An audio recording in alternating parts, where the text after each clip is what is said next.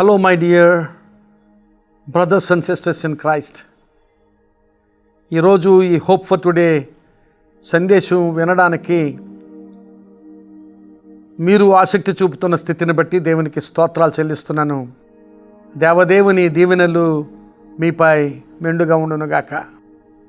ఈరోజు ఈ సందేశం కొరకు యెహెజ్కేలు గ్రంథము 36వ అధ్యాయము 26వ వచనాన్ని చదువుతున్నాను. యెహెజ్కేలు గ్రంథం 36వ అధ్యాయం 26వ వచనం. నూతన హృదయము మీకు ఇచ్చేదను, నూతన స్వభావము మీకు కలుగ చేసేదను. రాతి గుండె మీలో నుండి తీసివేసి మాంసపు గుండెను మీకు ఇచ్చేదను. నా ఆత్మను మీ యందుంచి నా కట్టడలను అనుసరించి వారిని గాను, నా విధులను గైకొని వారిని గాను మిమ్మును చేసేదను. ఈ మాటలు దేవుడు ఇశ్రాయేలు ప్రజల కొరకు వాగ్దాన రూపకంగా మాట్లాడుతున్న మాటలు. అది వాగ్దానము, ప్రవచనము కూడా. దేవుడు ఇశ్రాయేలు ప్రజల పట్ల చేయబోతున్న కార్యాన్ని అక్కడ ఆ ప్రజలకు చూపిస్తున్నాడు. ఎక్కడెక్కడో చెదిరిపోయి ఉన్న ఇశ్రాయేలు ప్రజలందరినీ నేను మిమ్మల్ని అందరినీ పోగు చేస్తానన్నాడు, సమకూరుస్తానన్నాడు. ఆ తర్వాత వారిని సమకూర్చడం మాత్రమే కాదు, వారిలో ఉన్న అపవిత్రత అంతటిని తీసివేసి వారిని శుద్ధి చేస్తానని ఆ ముందు వచనాల్లో మాట్లాడాడు.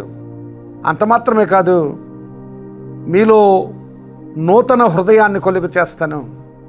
మీలో ఉన్న రాతి హృదయాన్ని, రాతి గుండెను తీసివేసి మాంసపు హృదయాన్ని లేక సున్నితమైన హృదయాన్ని మీకు ఇస్తానని దేవుడు వాగ్దానం చేస్తున్నాడు. ప్రియులారా, మన జీవిత స్థితిగతులు చూసినప్పుడు దేవుని పట్ల ఎంతవరకు సున్నితమైన స్థితిలో దేవునిని వెంబడించే వారంగా ఉంటున్నాము అనేది మనల్ని మనం పరిశీలన చేసుకుని మన జీవితాలను బేరీజు వేసుకుంటే కొంతవరకు దేవునికి అనుకూలమైన జీవిస్తూ ఉండొచ్చు. లేక మరి కొంతమంది అయితే అసలు దేవునికి అనుకూలమైన జీవితమే జీవించకుండా ఉంటూ ఉండొచ్చు. కొంతమంది కొంతవరకు జీవిస్తూ ఉండొచ్చు. మరి కొంతమంది కొంచెం దేవుని వాక్యాన్ని నేర్చుకుని వాక్యానికి అనుగుణంగా జీవిస్తూ ఉండొచ్చు. అయితే ఎంత మేర దేవుని కట్టడలను అనుసరించి నడుచుకుంటున్నాము అనే దాన్ని మనం బేరీజు వేసుకోవాలి. ఏ మేర మనం ఇంకా దేవుని కట్టడలకు దూరంగా ఉంటున్నామో, ఏ మేర దేవుని వాక్యానికి దూరంగా ఉంటున్నామో, ఏ మేర దేవుని వాక్యానుసారం కాని పనులు మనం చేస్తున్నామో ఒకసారి మనం గ్రహించుకుంటే, మనం పరిశీలన చేసుకుని మనం బేరీజు వేసుకుంటే ఈ వాక్యం మనకు ఆశీర్వాదకరంగా మలుచుకోవడానికి అవకాశం ఉంటుంది. ఎక్కడెక్కడో చెదిరిపోయి దేవునికి దూరం అయిపోయిన ప్రజలు, వారిని మరలా సమకూరుస్తానని దేవుడు మాట్లాడుతున్నాడు.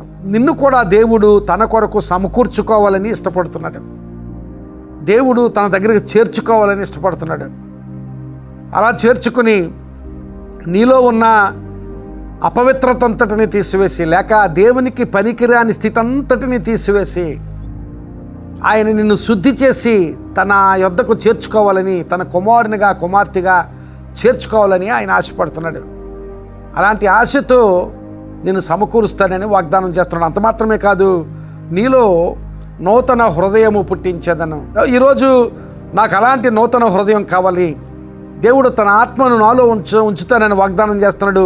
ఆ వాగ్దాన నెరవేర్పు నా జీవితంలో జరగాలి అనే ఆశ నీ జీవితంలో ఉన్నట్లయితే ఈరోజు దేవుని సన్నిధిలో నీవు నీ జీవితాన్ని సమర్పణ చేసుకుంటూ, దేవా అలాంటి నూతన హృదయం నాలో కలుగు చేయి ప్రభువా అని ప్రార్థన చేస్తే దేవుడు తప్పక అలాంటి నూతన హృదయాన్ని కలుగు చేస్తాడు. పాత నిబంధన కాలంలో మొట్టమొదటి రాజుగా సౌలును సమూయేలు అభిషేకించాడు. సమూయేలు సౌలును కనుగొని ఆ సౌలును రాజుగా అభిషేకించిన తర్వాత సమూయేలు దగ్గర నుంచి సౌలు వెళ్ళిపోబోతూ ఉన్నప్పుడే దేవుడు సౌలుకు క్రొత్త మనస్సును కలుగు చేశాడు అని దేవుని వాగ్దానంలో రాయబడింది. ప్రియులారా, గమనించాలి, అంతకుముందు సమూయేలు పిలుపును స్వీకరించి సమూయేలు అభిషేకం చేయగా అభిషేకాన్ని స్వీకరించాడు సౌలు. దానిని బట్టి సమూయేలు దగ్గర నుంచి వెళ్ళిపోతూ ఉండగానే ఆ సౌలుకు దేవుడు క్రొత్త మనస్సును అనుగ్రహించాడు. కొత్త మనస్సును అనుగ్రహించడం మాత్రమే కాదు, అక్కడి నుంచి బయలుదేరి వెళ్ళిపోతూ ఉండగా సౌలు ప్రవచించడం మొదలుపెట్టాడు. సౌలు ప్రవచించడం మొదలు పెడితే సౌలు కూడా ప్రవక్తలలో ఉన్నాడా అన్నారట అక్కడ ప్రజలు. తరువాత అది ఒక సామెత అయిపోయింది. సౌలు కూడా ప్రవక్తలలో ఉన్నాడా అనేది ఒక సామెత అయిపోయింది. సౌలు జీవితంలో అంత గొప్ప పరివర్తన అప్పుడు జరిగింది.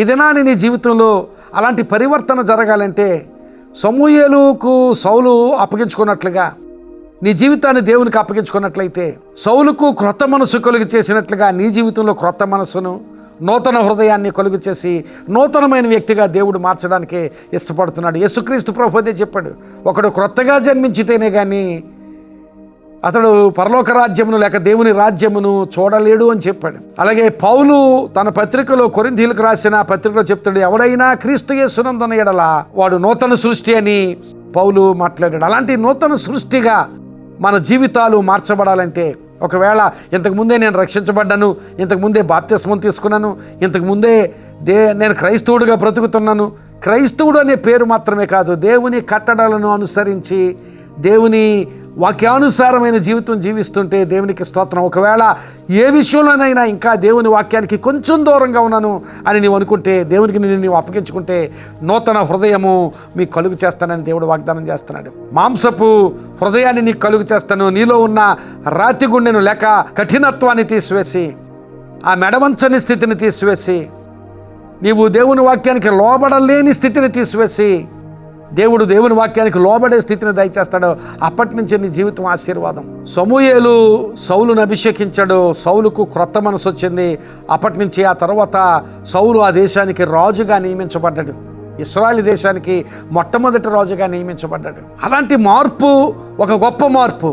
ఒకటి ఆత్మ సంబంధంగా మార్పు, మరొకటి ఈ లోకంలో నీవు బ్రతకడానికి, ఈ లోకంలో జీవించడానికి నువ్వేం చేయాలో ఆ విషయంలో ఒక గొప్ప మార్పును కూడా దేవుడు కలుగు చేయగలడు. ఈ దినాన్ని నీ జీవితాన్ని దేవునికి అప్పగిస్తే, నీ హృదయాన్ని తెరిచి, దేవా నీ వాక్యం కొరకు నీ కొరకు నా హృదయాన్ని తెరుస్తున్నాను, నాలో నూతన హృదయం కలుగు చేయి ప్రభువా.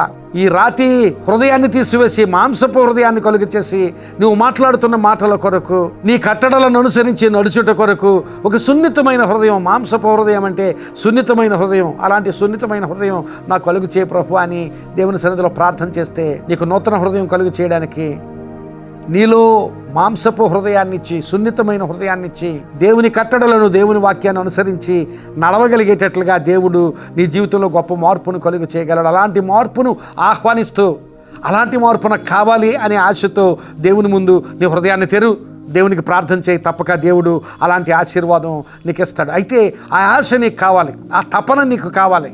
నాకు అలాంటి నూతన హృదయం కావాలి, అలాంటి సున్నితమైన హృదయం నాకు కావాలి, దేవుని వాక్యాన్ని స్వీకరించే హృదయం కావాలి. ఆ మీదట ఆ వాక్యంతో నా హృదయాన్ని నింపుకొని నా జీవితంలో ఒక గొప్ప పరివర్తన, ఆత్మ సంబంధమైన పరివర్తన, అలాగే నా జీవిత స్థితిలో అన్ని రంగాల్లోనూ పరివర్తన పొందుకోవాలనే ఆశతో నీ జీవితాన్ని దేవునికి అప్పగించు. తప్పకుండా నీ జీవితంలో గొప్ప ఆశీర్వాద స్థితిని కలుగు చేస్తాడు. అట్టి ఆశీర్వాద స్థితి ఈరోజు ప్రార్థన పూర్వకంగా నీవు పొందుదువుగాక. ఆమేన్. ప్రార్థన చేసుకుందాం. పరిశుద్ధుడా, కృప కలిగిన మా తండ్రి, నిజమే ప్రభువా, నీవు గొప్ప దేవుడవు, మాలో నూతన హృదయాన్ని పుట్టించాలని ఆశపడే దేవుడవు, మాకు సున్నితమైన హృదయాన్ని ఇవ్వాలని ఆలోచన కలిగిన దేవుడవు ప్రభువా.